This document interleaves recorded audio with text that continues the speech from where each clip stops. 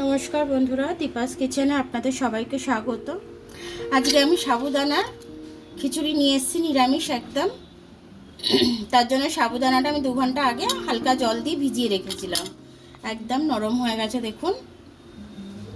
তো এরকমই জল দিয়ে, হালকা করে জল দিয়ে ভিজিয়ে রাখতে হয়। আমি ওটা অফ ক্যামেরায় করেছি, আপনাদের দেখানো হয়নি। একটা সেদ্ধ আলু আমি ছোট ছোট করে কেটে নিয়েছি, আর এখানে কাঁচা লঙ্কা নিয়ে নিয়েছি, এখানে টমেটো নিয়ে নিয়েছি 3টে, আর এখানে 1 ইঞ্চি মতো আদা নিয়ে নিয়েছি। আমি আদাটা গ্রেট করে নেবো। আমি ষষ্ঠীর উপোস আসছে, সবাই খাবে বলে ওই কারণে আমি এটা বানিয়ে দেখাচ্ছি। তো চলুন আমি সাবুদানার খিচুড়িটা কিভাবে বানাই দেখে নিই। আমি একটু জিরে ফোড়ন দিয়ে দেবো, তেজপাতা ছিঁড়ে টুকরো করে দিয়ে দিয়েছি। আর আমি এটাকে ভালো করে ভেজে নেবো জিরেটাকে। এটা আমার ভাজা হয়ে গেছে। এবার আমি এর মধ্যে দিয়ে দেবো টমেটো কুচিটা, লঙ্কাটা দিয়ে দিলাম, আদাটা গ্রেট করে রেখেছিলাম আদাটা দিয়ে দিচ্ছি। এগুলো একটু ভেজে নেব যতক্ষণ না কাঁচা গন্ধটা যাচ্ছে। আমার বয়েল করা আলুগুলো দিয়ে দিচ্ছি, অল্প করে একটু দিলাম, পরে সাবুদানা যখন দেবো তখন আবার দিয়ে দেবো। এবার এটাকে নেড়ে আমি হালকা ভেজে নেবো ভালো করে। অল্প করে একটুখানি হলুদ দিচ্ছি কালারের জন্য। দেখুন এটা আমার ভাজা হয়ে গেছে, মশলার গন্ধটাও চলে গেছে কাঁচা। এবার আমি সাবুদানাটা দিয়ে দেবো এর মধ্যে।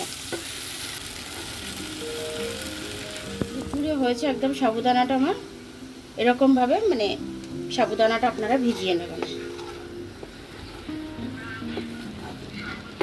এবার এটাকে আমি ভালো করে একটু নেড়ে দেবো। 1 চামচের মতো একটু চিনি দিয়ে দিলাম, একটু সাবুদানা দিয়েছি, নুন দিয়ে দিচ্ছি।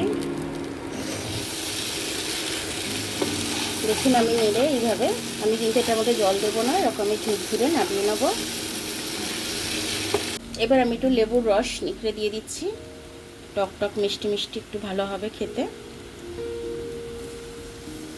একটুখানি ঘি দিয়ে দিলাম আমি 1 চামচ মতো, আপনারা দিতেও পারেন নাও দিতে পারেন। আমি সেন্টের জন্য দিয়ে দিলাম, আপনাদের যদি ইচ্ছা হয় দেবেন, না হলে দেবেন না। একটু ধনেপাতা ছড়িয়ে দিচ্ছি আমি, ভুলে গেছিলাম আমি ধনেপাতাটা দিতে।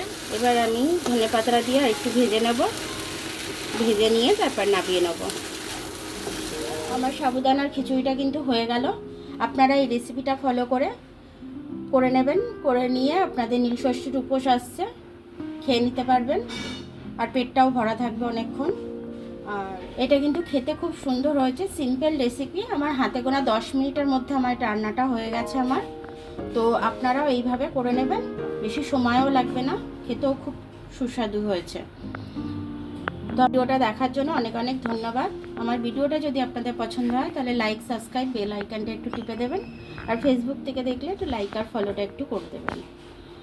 আবার কাল দেখা হবে নতুন রেসিপির সাথে। ততক্ষণ আপনারা ভালো থাকবেন, আমি আসছি।